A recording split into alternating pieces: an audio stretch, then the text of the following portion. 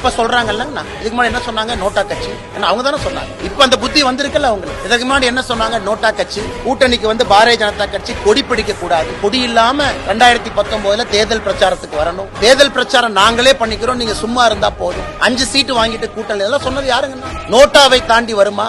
3% தாண்டுமா? இன்னைக்கு அதிமுக என்ன சொல்றாங்க? நாங்கள் ஒன்றாக இருந்திருந்தால் ஜெயிச்சிருப்போம். அது சொல்றதுக்கு இத்தனை வருஷம் ஆச்சாங்க. அது சொல்றதுக்கு இத்தனை வருஷம் இதையே முன்னாடி சொல்லல, இதையே முன்னாடி சொல்ல. பாரதிய ஜனதா கட்சிக்கு தமிழகத்திலே தலை நிமிர்ந்து நடக்கும் அளவுக்கு எங்களுடைய தொண்டர்களுக்கு மரியாதை வந்திருக்கு. அது பெரிய விஷயம். ஒரு தொண்டனுக்கு ஒரு கட்சியில மரியாதை தர. என் தொண்டனுக்கு தலை நிமிர்ந்து நடக்கிறான். 23 இடத்துல கட்சி கொடியை பிடித்து ஓட்டு கேட்கிறான். 30 ஆண்டுகளாக போட்டியிடாத தொகுதியில போட்டிட்டு இருக்கிறோம். 20 ஆண்டுகளாக தாமரை போகாத இடத்துல ஓட்டு வாங்கியிருக்கோம். இப்படிதானே கட்சி வளரும்.